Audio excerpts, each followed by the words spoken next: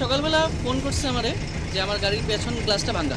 তো সকালবেলা উঠে দেখি গ্লাসটা ভাঙা, কে আর কারা ভাঙছে তা তো কইতে পারি না, বাট গ্লাস ভাঙা, গাড়ির ভিতরে দেখলাম একটা আস্তা ইট পুরা। তারপর আইলাম, আমার পাড়ার মধ্যে আরও 2-3টা গাড়ি, টোটাল 4টা গাড়ি ভাঙা হয়েছে আমার পাড়ার মধ্যে, আর একজনের বাড়ির গ্লাসও ভাঙা হয়েছে।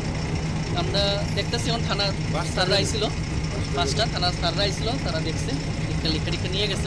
সিসি ক্যামেরা দেখবো, দেখতে কী করার তারপর বলবো।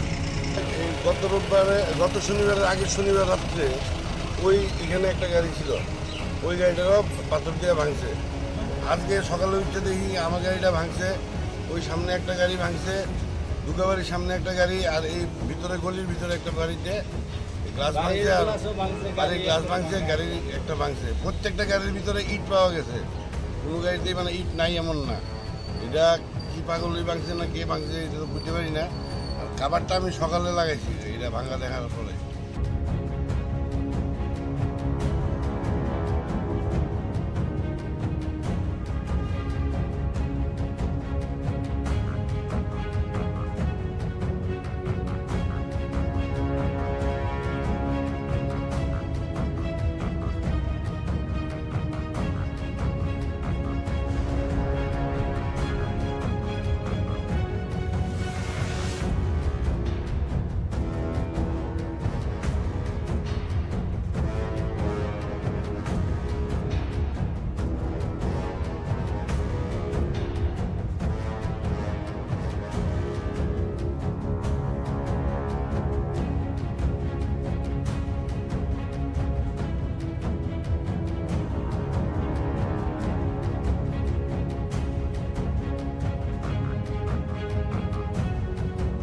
থানাতে একটা ফোন করে জানাইছি যে জগন্নাথ বাড়ি প্রেস ক্লাবের সামনে গাড়ি রাখছিল রাত্রেবেলা, আজকে সকালে দেখছে কে বা কাঁকড়া ভাঙিয়ে দিয়ে গেছে।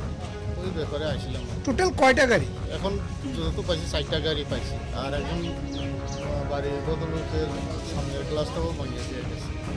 তো আমরা সিসি ক্যামেরাগুলি দেখুন, যেখানে সিসি ক্যামেরা দেখা গেছে এগুলি এখনো কালেক্ট করতে পারছি না, কালেক্ট করে দেখুন।